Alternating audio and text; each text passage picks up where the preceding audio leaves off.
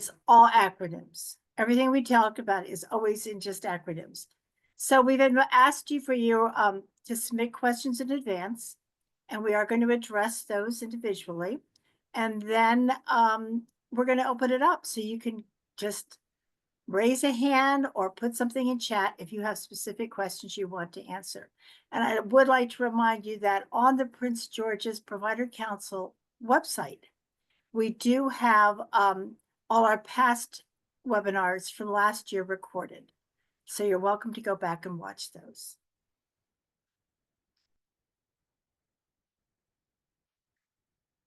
All right, so one of the questions that we had submitted in advance was discussing the difference or let me make sure that I say this exactly how it was asked. It was, how is transitioning from high school determined after graduation? So I asked Jennifer or Dora Lee if they would respond to that first from the school side. And then I can try to probably explain to you what happens from the DDA side after that. So before the student graduates, the discussion regarding post-high school transition should have begun many years prior to that. So typically, starting at the age 14, we develop what we call transition plans as a part of the student's IEP.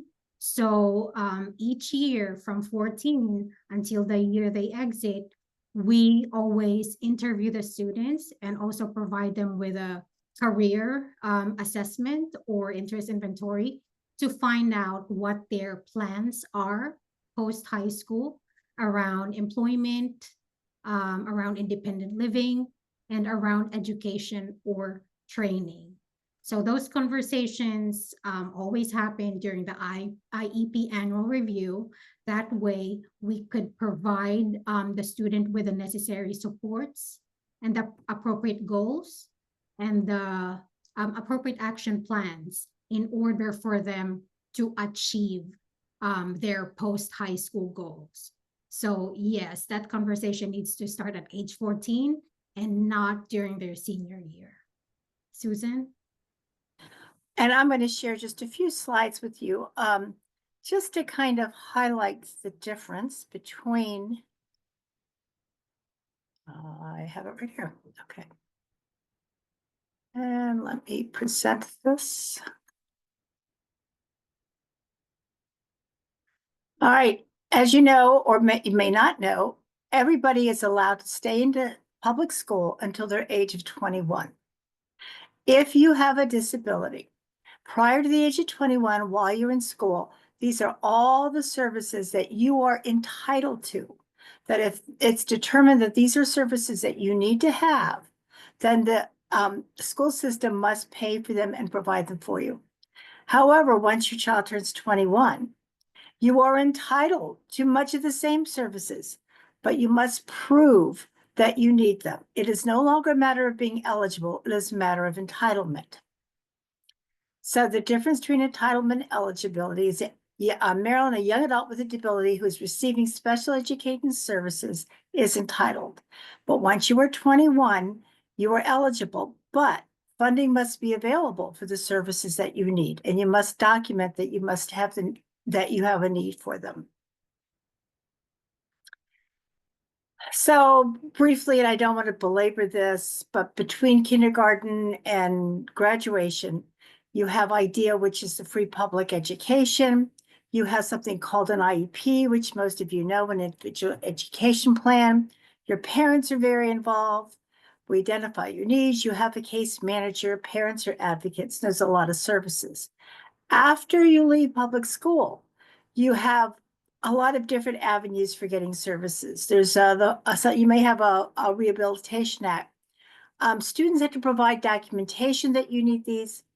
And while you had an IEP in school, when you get out, you have something called a PCP, person-centered plan. There are still accommodations, there are still services you can get, but it's a different process to get them. These are called transition services. That's what we're primarily here to talk to you about tonight. Your child or you may decide to go on to post-secondary options.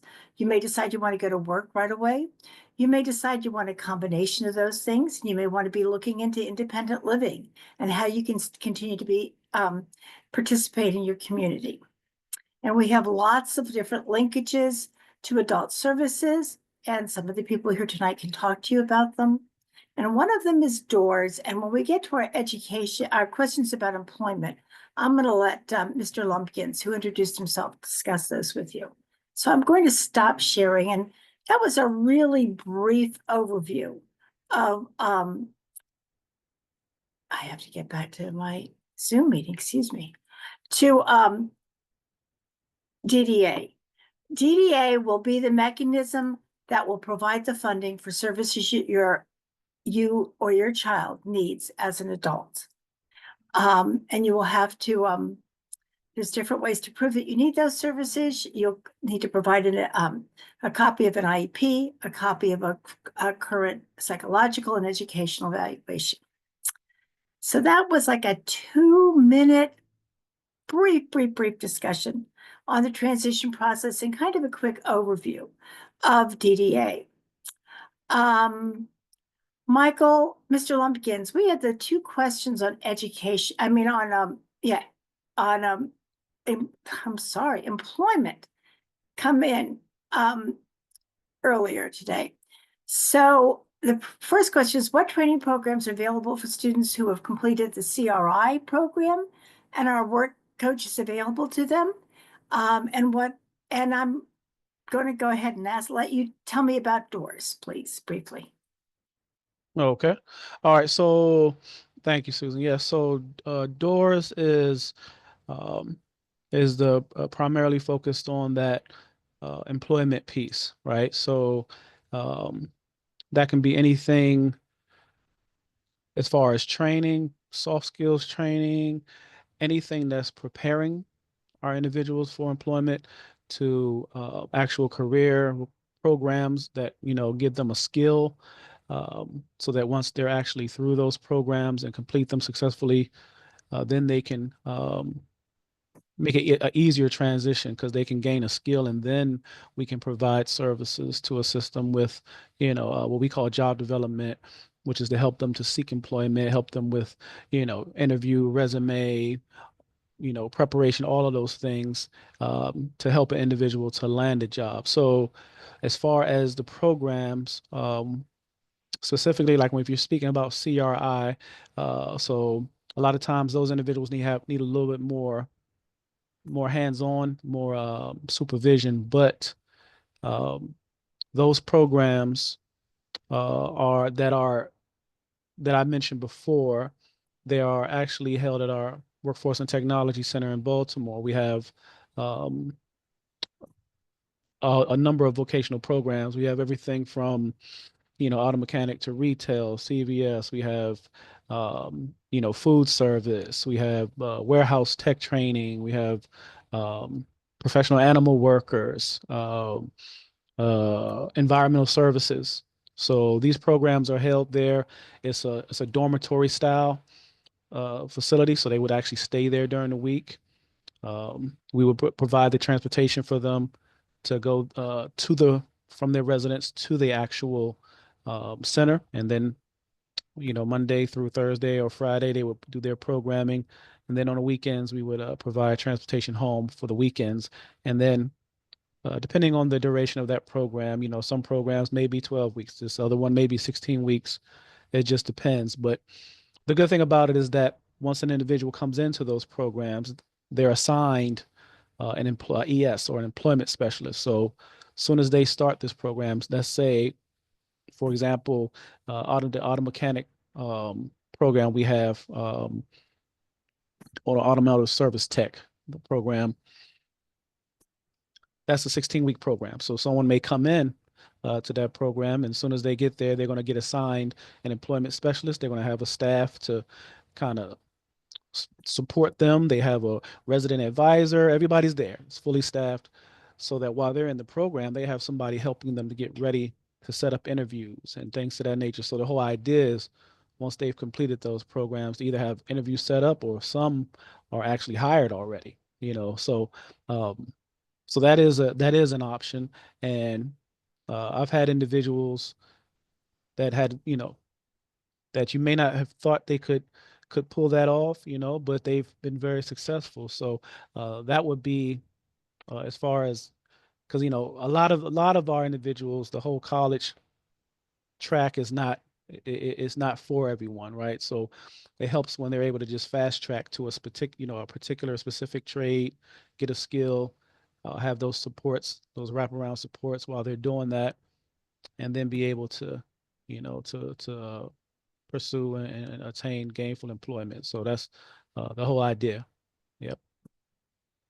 Thank you, Michael. I was trying to give everybody a few more minutes to people to come in. They're still coming in. But we did Okay. we wanted to know who was here tonight. So maybe we can tailor some of our information better to our audience. So we are going to put a poll up in chat. Is that correct, Jennifer? Is there a Ye- link to a quick poll? Yes, we have, Susan. We are Okay, ready when you are. go ahead. Okay, so if you all will check chat, there's going to be a link there to a poll. We'd just like to see who is here tonight, and that will give us an idea how to gauge maybe some of the information we can share.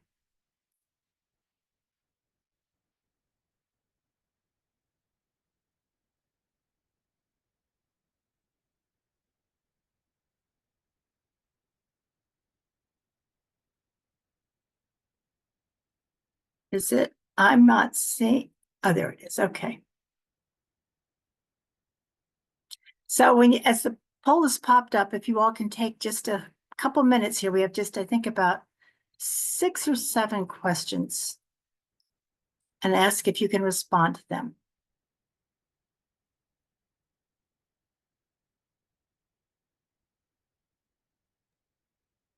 I'm wondering if they can see the yes, no, not sure option, or if we need to relaunch the poll. It says get the QR code. Do they need to get the QR code to do this? All right, now we're beginning to get some answers here. Now we can. Okay, great. All right. Thank you, Susan, for the feedback. So while our participants are currently trying to answer our poll, maybe we can read some of those questions, beginning with, have you applied for DDA for your child? Have you made plans for your child after high school? Are you familiar with the services of the Benefits Enrollment Center? Are you familiar with ABLE accounts? Are you considering self-directed services after high school? And are you considering traditional community services after high school? And from what I'm beginning to see a little bit here, it looks like many of you are very well prepared and on your way to taking the steps you need to secure those post-secondary options. So I'm going to shrink that. While people continue to do that, the other part of that question was about post-secondary college experiences and possibilities. And Ashanti, are you okay with talking about those a little bit right now? Yes, ma'am.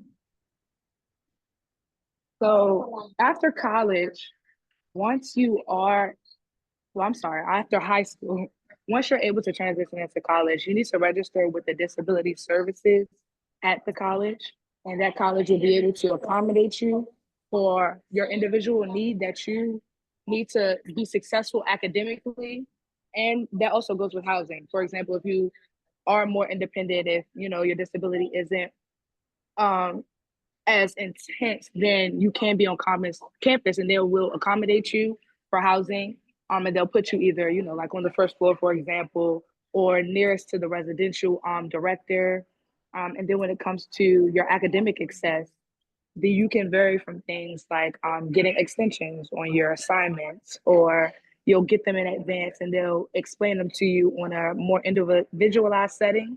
But also, I advise you to check and go in person with the disability services for each college that you are seeking, because each disability service office is different. Some people will give you an advisor, some people won't.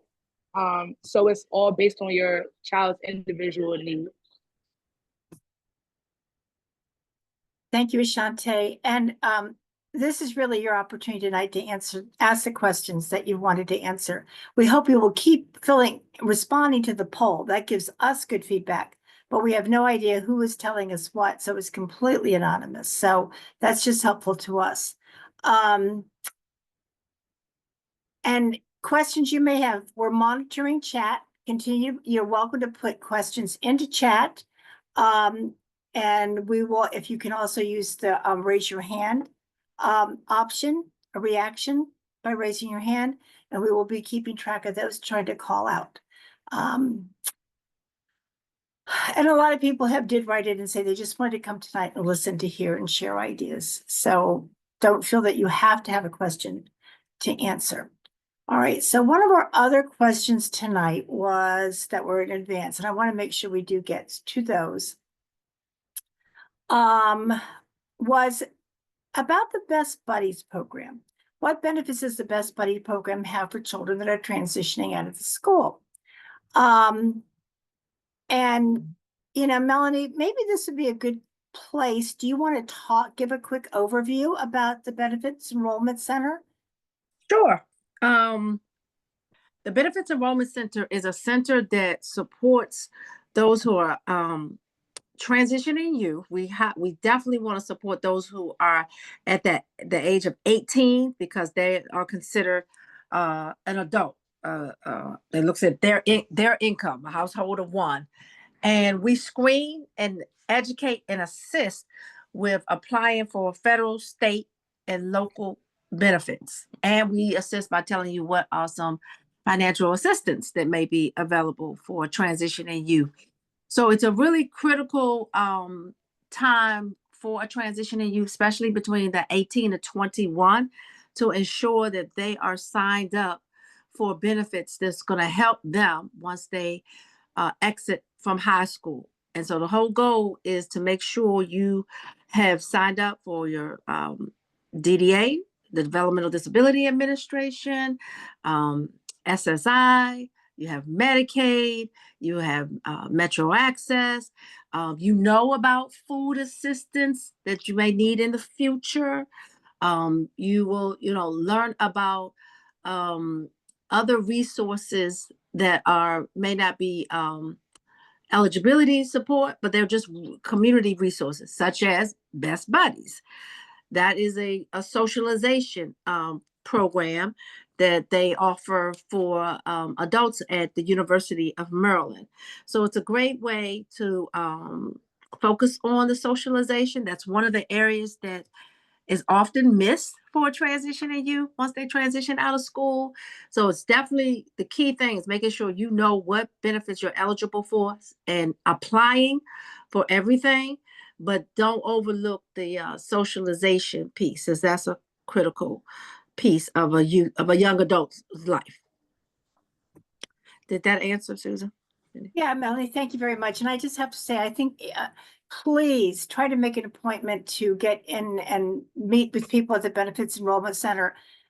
That is not something that's offered in every county in the state. In fact, am I right, Melanie? That's only in Prince George's County, or there any other? Right. And it's a wonderful opportunity to make sure that you are going to be getting all the resources that is available to you and your child. Okay, I think those were most of our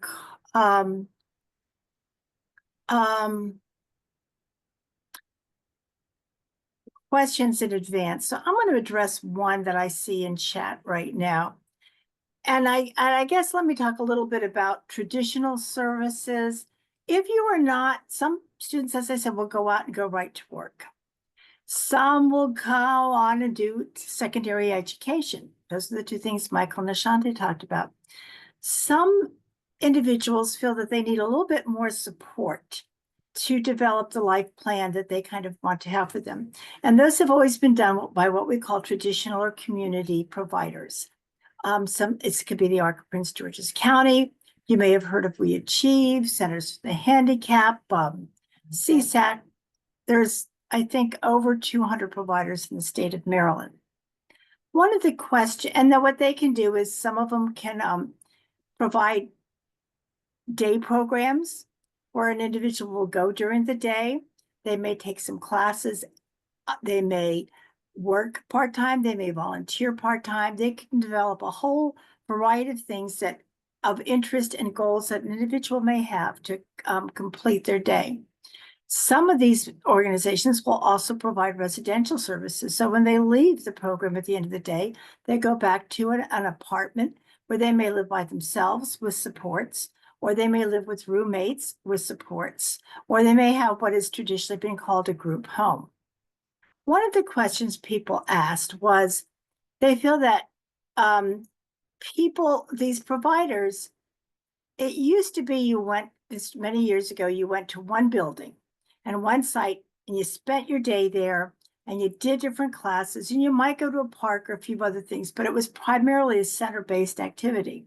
And those providers more and more are what we call community providers because they're trying to include people out of the community more. So, for example, my daughter works at a McDonald's, but she only works 3 days a week, about 2 or 3 hours a day. But for her, that's enough. In addition to that, she was taking a knitting class. She goes to parks, she volunteers, she does swimming and exercise, so it can be a whole rounded program. That is the emphasis that more and more providers are going to. How do these programs support social and cognitive skill development? I may turn that over to someone else in a minute. But the one thing I did want to make sure, there's two other things I want to make sure we touch on before we get into any more direct questions is if the other way to get services is something called self-directed services. And I was looking at the poll and not that many people. Anybody else want to help me? Where did my poll go? Would you like me to read the I results? see it. Okay, I'm good. sorry. There was a question about the self-directed services and that there only seemed to be a few that knew about it and a few that don't know about it. As a family and as parents, for probably the better part of 18 years, you've been doing your job as a parent, which is to make sure your child is healthy and safe and learning. If you can, and you've directed that program with the help of the school system, you can continue to do that under something called self-directed services, where either you with your child, and your child would be really the person who signs on for this, can choose what they want to do and what staff support they will need to do in their life after high school. And you can develop a budget and be paid for it. So you wouldn't have a place to center to go to. Your day would be whatever you programmed for it to be. And you could request and apply to DDA for a budget to do that. That's a very quick explanation. April or Jennifer, do you want to go through some of these questions and ask them, and we'll see which of our people who are here can feel they can jump in and answer? Sure, I can, oh, what? I'm sorry, I'm gonna interrupt, my fault, and I'm sorry. I'm not as organized as I like to be.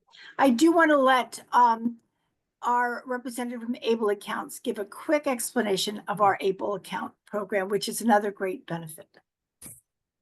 Hello, I'm Breon Holloway from Able. So Able is a savings and investment plan specifically for people with disabilities. And you are eligible for the account if you have a disability that matches the Social Security definition of a disability before the age of 26. So the transitioning youth would automatically qualify. And the benefit for these accounts is that once the transitioning youth does graduate and they start applying for those SSI benefits, or if they do start working, or if their parents have invested in a college savings plan, but they decided that's not the direction that they want to go in, those funds can be deposited into an ABLE account. So it's an asset protection. So when you apply for SSI, usually they'll have the $2,000 asset limit. And to protect you from being denied those benefits, you would deposit those funds into the ABLE account before you apply for SSI and other means tested benefits after graduation. And the ABLE account can be used for anything that helps with the health, independence, and quality of life. So if it is paying for education services or for job job related expenses, or if they want to get a car or want to go to the dentist or buy clothes or any of those items, an ABLE account can help with that. I'm trying to think. Is anything Thank you, else? Brianna. You're welcome. I know it's a lot of information about ABLE, so if you have any specific questions, just let me know. This might be a good place to mention that the next provider transition youth fair for PG County will be April 1st. That's not a joke. It really is April 1st at Largo High School in the evening.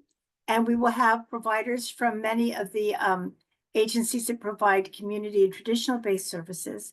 There will be representatives there from DOORS and DDA and and there will be someone there from ABLE accounts that can give you more information about that.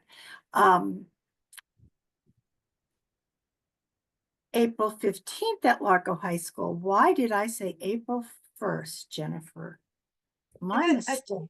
No, I think it is the first. It is April 1st. Okay, I'm not Yeah. losing my mind completely. So No, it is not April- yet. Okay, yeah, just give me a couple more minutes and I'll be there. Okay, what was another question that we had, April? Let's see. What types of job training or placement programs are available for youth with mild social disorders and delayed cognitive development? Any one of our presenters? Michael, do you Okay. want to expand on that a little bit? Yes, thanks. Okay, so with my so yeah, so that's up Doris' alley there. So um the first thing that I would say is for the individual to apply for what we call vocational rehabilitation services or employment services, right? So if an individual is wanting to get to the point of being independently employed, we can help them with all the steps along the way. So whether it be someone who needs assistance with their education, like some people may go and do the college track, some people may go the vocational route, need training. We can provide, you know, interview clothing. We can provide assistive technology for someone who may need, uh, say, a magnified screen for their laptop, or need some kind of software where they can talk and it types for them. And it's all about employment, though. I know a lot of folks think, "Oh, Doors will give you all this stuff," but we actually provide it so that the individual can be able to be successful and have what they need to work independently. So the first thing that an individual will need to do is just submit a referral at our home site, which is doors.maryland.gov.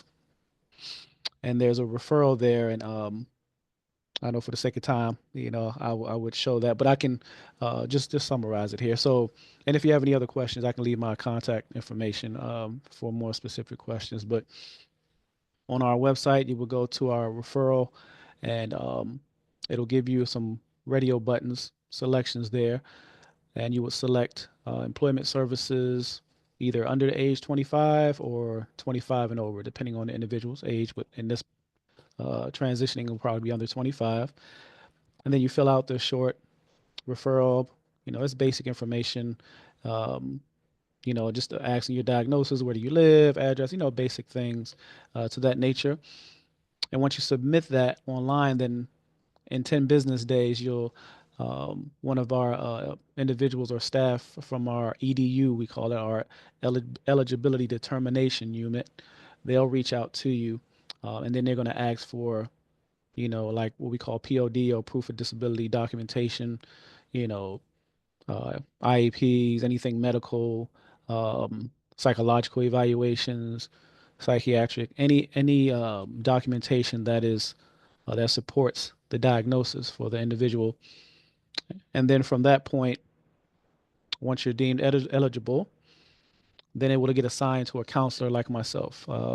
Now in PG, there are two primary offices. You have the Suitland office that's on Silver Hill Road in the Kevin Durant building that he just had purchased not too long ago. So that's the southern region. So, but if you're more in the mid to upper parts of or region of PG, you'll come to the Lanham office, which is where I work out of.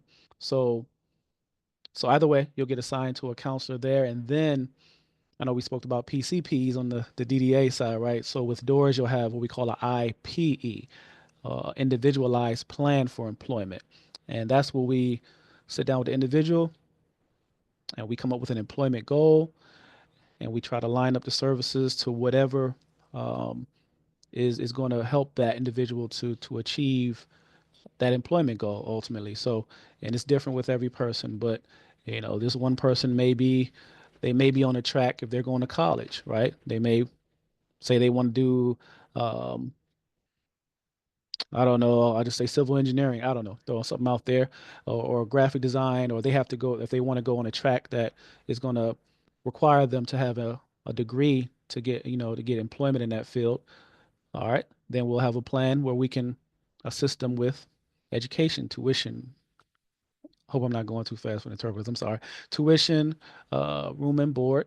We help with some commuting costs, things of that nature, and we'll support that individual as long as they're meeting the requirements. See average. So it's always there's more information behind it all, but I'm just showing you the different instances. So, but some individuals are ready to just go to work. So that plan will look different. Okay, I want to do this type of work. Okay, maybe we can give you a you know, a short internship, you know, or some what we call an adult learning experience in that field, so you can gain some experience and hopefully get hired, or you know, an apprenticeship, or there's a lot of different ways we can go. We have community partners we work with, Project Hire, we work with Employ PG, so it doesn't even necessarily have to be a DOORS you know, centered program. It could be one of our partners, and we can still help that individual with any needs that they may have, any support, you know, financially or what have you. So there's a lot of different ways, and some folks may need training. They may need a little bit more of the, you know, the soft skills training. So we may concentrate heavily on that before we get a person to the point where they're, you know, ready for employment. So so yeah, so definitely a person, if they want to if that end goal, if they come to DOORS and they're saying, look, I want some help with employment. You know, I want to go to work, or I want to go back to work, or what have you. I want to, you know, they come to us and they, you know, they indicate that they want to work, and they will, you know, they're willing to do that, then we'll help them out. We'll do our best to get them where they need to be. So, Thank you, Michael. that's the very compressed version. I'm If sorry. you but want to put your information into chat, that people want to Yes. get more information, and maybe April, can you put a link to the TY page on the Provider Council website in chat also? Because Sure. I think Michael gave a really great webinar last year that we recorded and is in more detail, and people can go there for more information on that. But I know I saw, there's your referral link. Thank you, Michael. I know I saw one question in there about the role of the case manager. You know, you do have a transition specialist, people who help in school counselors who help you through school. And then once you get out, you have somebody called a coordinator for community service, which is basically a case manager, which will help you navigate this new language and this new world that you're going into. Ashanti, can you explain a little bit about that? Elaborate. Yes, ma'am. Thank you. Okay, good afternoon. Well, good evening again. But yeah, so you'll get the coordinator of community services. That's also called the CCS. So if you ever hear that, that is your case manager. So basically the role of the CCS, they help you coordinate your PCP, that's your person-centered plan. You'll have outcomes, that are listed with the services that you're receiving from whichever provider that you choose. How you get your CCS once you complete your DDA application. And you'll find out what services you're eligible for. And then you'll be matched with a CCS agency. And then that CCS will help you choose your provider unless you already have a provider in mind. Like I said, like when you go to the TY fairs, you'll get to meet, different CCS agencies and providers. So if you already have someone in mind, that's also good to let the agency know so that they can just directly help you like that. The CCS also, there's about 10 CCS agencies throughout Maryland. So they'll pair you with the services that you are looking for. They are responsible for completing your comprehensive exam. And they are responsible for quarterly monitoring and follow-up visits in person. So they'll come and say, for example, you're receiving DayHab services, and they'll come to the DayHab location, or they can come visit you at home. You're receiving residential services. They'll meet you anywhere in the community that's feasible for you. And they'll also do follow-ups for incident reports too. So for example, if you are in a residential setting or DayHab and you have an incident, the CCS has to follow up with 24 to 48 hours in person to visit you just to make sure that you're okay. That individual you have access to your CCS. If you have a question, if you need something, that is your go-to contact person regarding services. They oversee and make sure that you are receiving the services that are for your individual needs. So although you will be immersed with people with your services, so for example, if you're receiving group services, that CCS will still just come see you. And sometimes they work with the providers, and the providers may accommodate us sometimes of the day program by giving us a separate room or conference room to speak with you. And I'm trying to think if I'm missing anything. I think I kind of covered it. If you have any questions regarding the CCS, I can dive in because I can kind of talk about it all day. All right, April, do we have any more questions out there? Let's see, there's a couple. Can someone give examples of how day programs support social and cognitive skill development? I will jump into that for a minute here.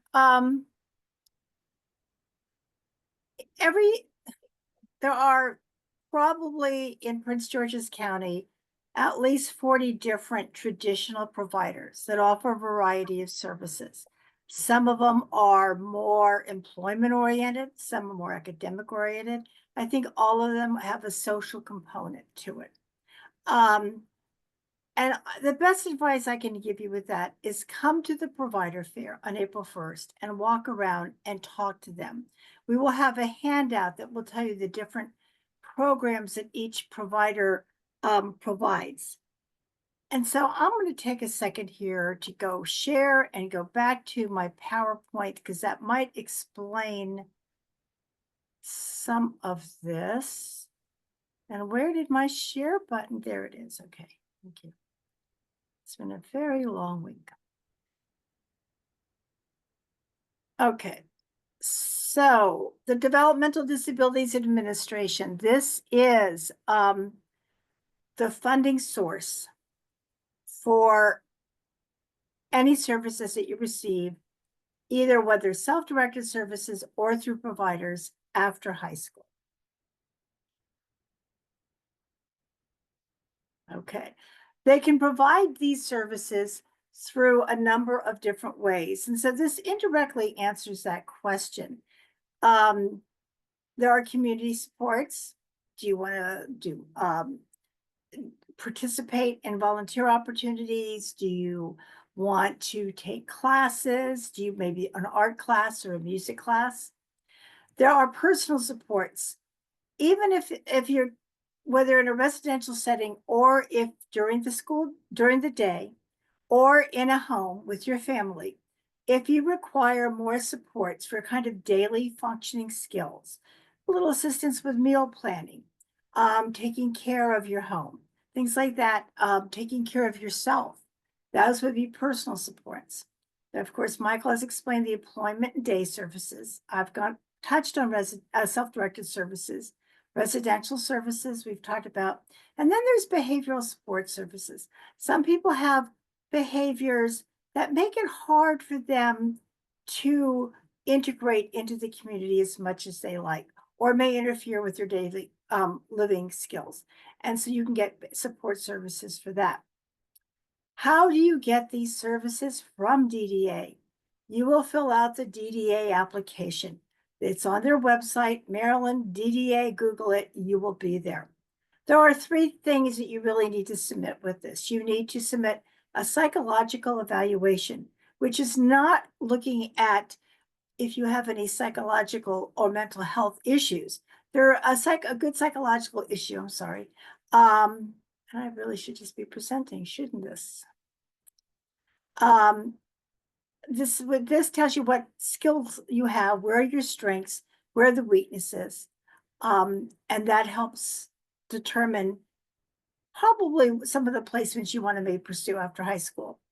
Your most recent IEP, and I think everybody here knows that, but that is, I'm not going to go over that. And then any medical documentation from medical professionals. You have to prove that you've had a disability that started before the age of 21 and is determined to be long-term. This is one advice I always give to parents. Doctors are very, very busy people. You'd like to just say to your doctor, could you write a letter for my child explaining what the disability is and how it impacts their ability to navigate the world? And they're like, I'd really like to, but it might take me months to get to it. So I suggest that you draft letters for your children's doctors, give it to them, ask them to edit it however they like, but to please put it on their letterhead and to sign it. And keep that in a file because you will need that kind of documentation for years to come. And then you can submit your application here. Once you submit that application, DDA will assign someone to come out and do what is called a comprehensive assessment. They will meet your child in person. Sometimes it can be over the phone. During COVID, we did that more, but we really prefer to do it in person. And they ask in-depth questions about the applicant. They will probably ask to see the psychological evaluations and IEP. And within 45 business days, they will complete a comprehensive assessment. They will give it to DDA. And at that point, DDA will determine eligibility for DDA-funded programs. Here is that criteria. It must be a condition that is likely to continue forever and had its onset before the age of 22. It's a condition that causes a person to need supports or assistance to live independently. And it's a condition that causes someone to need the supports or of a team to help with services and implementation. And I think I'm going to stop sharing at this point because hopefully that explains some of those, that generally answered some of those questions. Any new questions that have popped up, April? Yes, I see one more. Since I moved to Maryland, my child recently turned 18. He has an extreme disability, and this individual needs help navigating how to become their legal guardian, legal caregiver. And basically, what services would he be eligible for? So really a 2-part question, but how does this individual become the legal caregiver?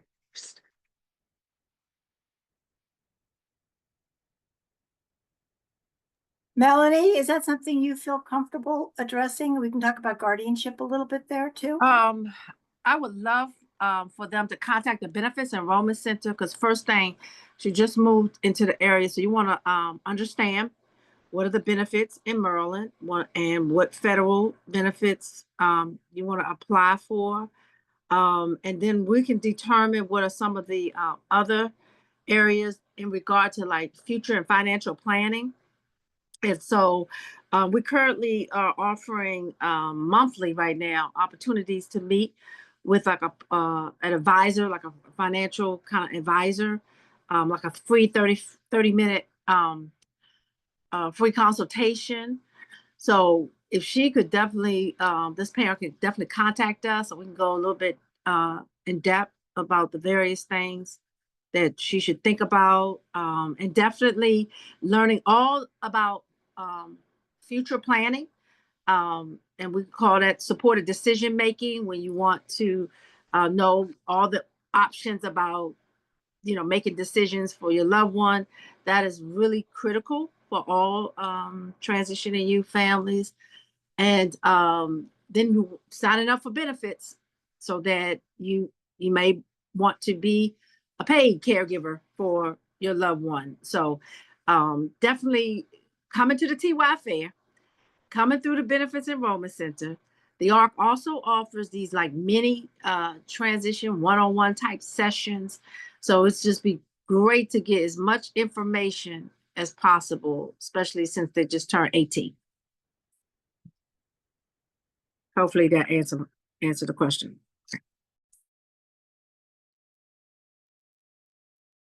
Susan, that's all the questions I see. Okay, I keep forgetting to unmute. And of course, if you have the flip side of that is that parents can become legal guardians for their child. Once they're 21, you are legally entitled to make their decisions for them and be their representative until 21. After that, they are legally entitled to make decisions for themselves, to sign documents for themselves. And if that's something that that a parent has concerns about, they can apply for guardianship. That's something that Melanie's office can tell you much more detail about. I think we've done presentations on this before. And it's very detailed to go into, but it does require going to court and be getting legal advice for this. Do any parents out there have any hands raised for questions? Susan, I definitely want to add about the future planning. There is a guide on the DD Council's, Maryland Developmental Disabilities Council website called Planning Now. And it's a wonderful guide that can help a lot of families in knowing what questions to ask. So if you do want to get guardianship, or you want to learn about pool trust or special needs trust, this is a great guide that will help you start thinking what questions to ask once you start meeting with professionals. So it's on the Maryland Developmental Disability Council's website, and it's in Spanish too. And I'm putting a link up that I was just sent to me today. It is I don't think it's the same one that you're talking about, Melanie. It's the Secondary Transition Planning Guide for Individuals with Disabilities. I'll share my screen for just a minute to get you an idea of what it looks like. I can remember how to do this. Okay, this is all the different aspects of it. And just to give you an idea, it covers everything. The only thing I will tell you is it was compiled in 2020. Governor Moore was not our governor. Larry Hogan was still our governor at the time. So some of this, year to year things change. It might not be quite up to date, but it was, I was just looking at it today. And as you can see, it talks about transition planning, the age of majority, adult services, benefits, healthcare, recreation. It covers almost everything. So it's a really handy thing to have also. Anybody else have a hand they have raised? Did I share that? April, help me Yes, out. you did, Susan. Okay, because I can't see my stop sharing sign. Oh, sometimes you see. All right. Any hands raised? Any other new questions that we have?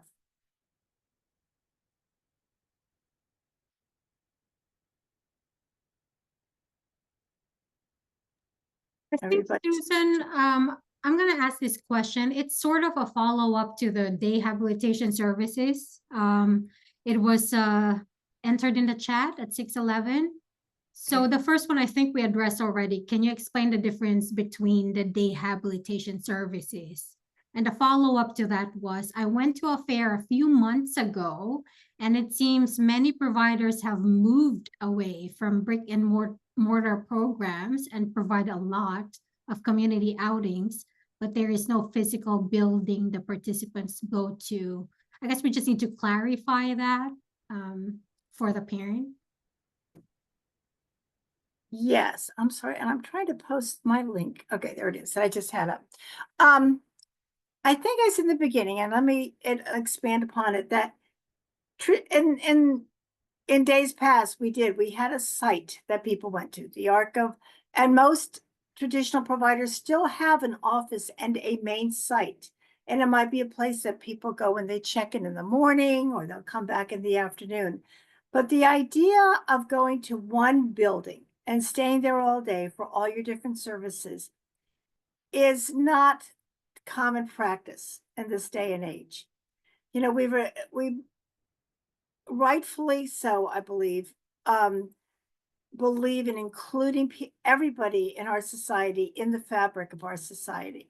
So just because you have a disability doesn't mean that you can't belong, that you can't work, and that you can't contribute. I always feel very strongly that anyone, regardless of the severity of a disability, if they feel they're contributing to the community they live in, their behaviors always improve dramatically, because we all want to have that sense of belonging and contributing. So most providers these days will have you check in, or they'll have a daily schedule that includes libraries, going swimming, volunteering, working, taking classes. There are times when people need more support. My daughter had a period of time like that where she just needed to be in her center building for most of the day. So I think those are options that some of them provide. But the movement is definitely towards community involvement, community participation. But if you come to the provider fair, as I said, you'll find out how each program is different. Each provider is different.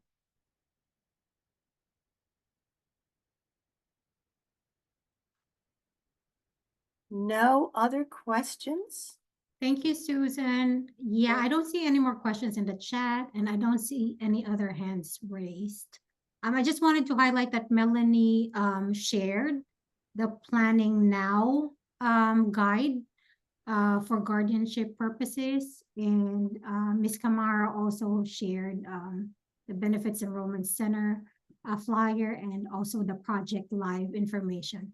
Oh, we have Miss Kimberly's hand up. Yes, Miss Kimberly. Yes, hi, thank you. I'm the one who's put the question in the chat at 6:11 that you guys did address, and I appreciate that. Thank you. So when I went to the fair, a lot of the providers told me a lot about the community outings that they offer, and I think that's great. My son loves to be in the community. He's 20. So this is his last year. He'll be transitioning out in May. My question to a lot of them was, my son is wheelchair dependent, and he wears adult incontinent supply, diapers. And so my question was, how do you address some of his hygiene needs if he's in the community and you don't have a brick and mortar place to maybe change him, and take care of his hygiene? And people kept saying it was challenging, but they didn't really provide a good answer. So I was a little frustrated by that, because I did want that question answered, because that piece matters a good deal. So I don't know if anyone can speak to not necessarily the totaling question, but yes, I guess maybe that's the question. When providers, now that so many providers are doing more community-based programming, which I think is great, what are the options for people who may have more physical limitations and need some more support, but also really like being in the community? Well, Kimberly, my son is 39 and he still wears diapers, and he spends most of his days out in the community, not all of it, but that does come under that support identified as personal supports. Okay. Unfortunately, we live in a society where almost everywhere you go, there's a family bathroom these days, correct? And that helps a lot. But the other thing I will tell you is that they always make sure that, well, most providers will make sure that if someone requires that much support, that their person-centered plan ensures that that amount of support is available to them. So that there is someone of the, perhaps the right gender, or the schedule is planned out so that during the day, those opportunities are available for making sure that someone can stay safe and healthy and clean throughout the day. It's not only just toileting. Some people need assistance with eating. My son is one of those. Some people are choking risks. Some people have other behavior issues that can include them in the community, but need to have a certain structure to make it a successful experience. So all those things can be developed in your person-centered plan. You'll develop you and your son will develop goals that are important to him, and what kind of supports he'll need to achieve those goals. I would also tell you to make sure that as you apply for SSI or SSDI, Medicaid can supply those diapers for you for an adult. Okay, thank you for that. I appreciate it. It's good to know that I think somebody it's else a is lot out more there like, common. Yeah, I think it's a more common problem. I And don't want to say two, a problem, it's a challenge than, okay.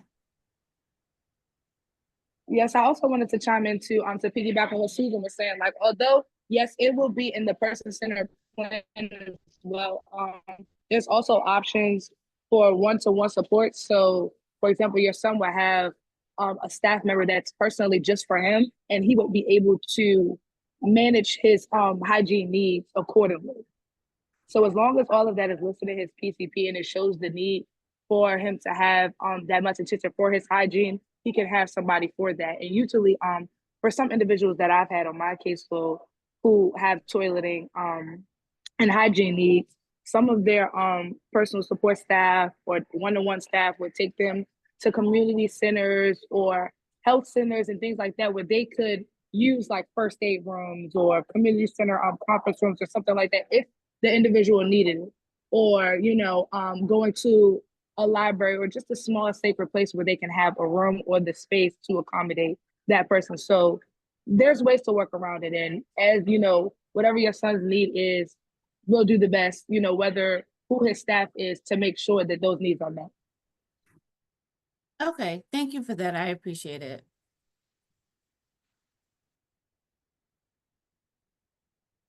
any more hands? There is no dumb question, there is no silly question either. So Susan, I love the fact that you mentioned the person-centered plan. yes. Can you tell people when a transitioning youth will receive a person-centered plan? Well, it's as once the comprehensive assessment is received by DDA and you are approved and they are approved for services, the individual and or their family or both together will pick a CCS agency. I happen to work for one.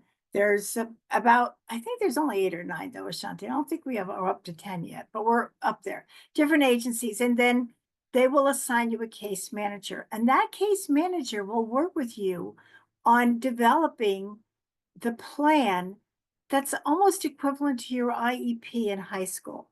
In IEP, you're really just looking at educational goals. Now this is a person-centered plan. So it's looking on, do you want to learn more about art? Do you want to learn, do you want to develop a job?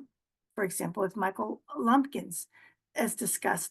Do you want to take classes at the local community college? Do you want to volunteer at an animal rescue place? So that plan is how you develop it. And then depending on how much support you need to achieve those goals will depending on how that plan is supported with staffing and budgeting. Does that make sense? Yes, yes, it is. A lot of people don't understand when that comes about and the family's role in developing the person-centered plan. So I love the fact that you mentioned that. Okay.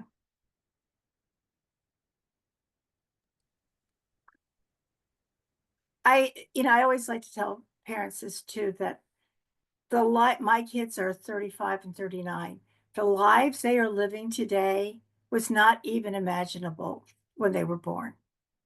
All right. And we really are very lucky to live in this country, in this state, in this county, where so many opportunities are there and people really are part of the communities they live in. So what I always encourage parents to do too, when you're out shopping or you're out in the community and you see that employer who has hired someone with a disability, take a couple minutes and go thank that manager for doing that. Okay, that was a brave move on their part. All right. So when we see those opportunities out there, we see things, make sure that we recognize the effort that took and to thank people for doing that, because that's how I think makes our world a richer and better place. I agree. I'm always wearing two hats when I go out. I got my parent hat and my work hat, and it's good. Susan, can you let parents know the time range of getting into services? Like, okay, you graduate the end of May, 1st of June. When's about the time range where they will start if they've completed all their paperwork? And Well, that was the key thing you just said there, Melanie. It's really important to be getting everything in. We're in January now. If your child this is their last year in high school, I hope you have everything in. I hope you have your application in. If they're 18, I hope you've applied to SSI. If we know there's an employment shortage in the world, it's really significant in all healthcare fields. So technically, all services should begin July 1st after leaving school. If there's any questions or concerns about the plans that are being developed for your child, then they may send what they call a clarification request back, or they may question things, or they may ask you to redo things. And all of these things can slow down that process. But it's very important, probably, and it's critically important that you get everything started during this transition year. There is a budget set aside just for transitioning youth. If you miss that year, it's incredibly hard to go back and get the same level of supports that you could get that first year. And that's where Jennifer and Dorley are so good about, and their staff, with making sure that you get all the information that you need to get started on that. And you really can't start any of it too soon. what's the earliest start date if a family has all their paperwork in and approved? Is it? I think it's July. You mean to start getting services, Melanie? Yes. Probably July 1st, because that's the start of the fiscal year, and you should probably be in school till sometime in May or June. So there might be a little gap there, but often there are kind of transition recreation or camp programs. We didn't even talk about summer camps. PG County has a great recreation and parks thing. There's Camp Fairleigh, which is a residential camp. There's the Lake for People, to Lake for People. So there's all kinds of recreation programs too for individuals out there in the state and in the county. And since you July 1st would be the earliest start date usually. And so I just want people to realize that, because oftentimes people graduate the end of May and it might be 4 weeks where there's nothing going on. And so you have to be planning on activities and, like you said, summer camps for your young person to be engaged in, or just planning for someone to support if they need that type of support. Speaking of Michael, I think some of the DOORS programs and things though can start almost as soon as they're out, right? Or even before they're out. Yes. So, I mean, technically 14 years old is when they can start with our pre-employment transition services. And within that program, we have a partnership with Maryland Community Connections where we do do summer work. It's the Summer Youth Employment, SYEP, Summer Youth Employment Program. So they'll have opportunity to do, they believe it's 6 weeks paid. They get to, have a work experience for the summer before they return to school. So that's something they can potentially participate in, every summer also through our partnership with Maryland Community Connection. So, and that's through, like I said, when I had the referral I just mentioned earlier about the PREETS is the Pre-Employment Transition Services, and then you have the employment services, which is more the adult side. The difference is one is more preparatory and just about giving the youth exposure and understanding the etiquette, what's appropriate, what's not, some training, it's more preparatory in nature while they're transitioning, hence the name, right? And then the employment services is really about hitting it hard, trying to pursue and help someone to land permanent employment, so that the efforts are really geared towards that on that side. But they can start, we like them to start as early as you can at 14. And then by the time you get to that, that senior year, you can apply for the employment services. You don't wait till a month before you graduate. You can do that the fall of their senior year. They can apply for it and have it already in the process. So by the time they graduate, then we can just go ahead and either implement the plan, or we can come up with a new IPE and move forward with it. You don't have to worry about eligibility processes and going through all of that. You'll have all of that already taken care of before they graduate. So it's not so much of a crunch. So Susan, I just wanted to mention that February, I believe February, the end of February, we will have opportunity to provide summer camp scholarships. So stay tuned, be on the lookout, everyone, if you're looking for summer camp assistance. So by the end of February, we'll be announcing that. You see two of your best resources right there between Michael and Melanie, the 2 M's. You can find out so much of what is available out there to help your students. And another thing a lot of parents may not realize about, individuals like ourselves that are in the field, as we do have, as Susan mentioned, it's personal. There's a personal side to it as well. I have, a brother who's a year younger than me, he's currently with the ARC of PG, considered high needs, I would say, right? All these different labels out here, right? So, and also, have a son as well on the other end of the spectrum. So it's very personal to a lot of us. So we understand it from that, this is our career field, of course, but we understand it from that personal sibling, loved one, parent, whatever that role may be as well. So that's why, I thank Susan and everybody, April, everybody, Dora Lee, Jennifer, for putting this together, because that's that type of compassion and love and concern and understanding. I remember when my brother was sitting for almost 2 years after high school. My parents didn't know what to do. This is back in the 90s, so so we understand, where you are, and we try to, these types of forums weren't available. I wish they were for my parents. They didn't know what to do. So so we're glad to be a part of informing you guys and being a resource and, giving you contact, being open books, whatever, questions or concerns you have, we understand it from the other standpoint as well. So just wanted to throw that out there. Thank you, Michael. Mhm. Any more questions from anyone? Susan, I don't see any more questions in the chat, and I don't see any hands raised at this time. Thank you. Thank you, Dorley. And I really want to thank all our presenters for coming tonight and giving up their night to share their information with you. I hope it's been helpful to you.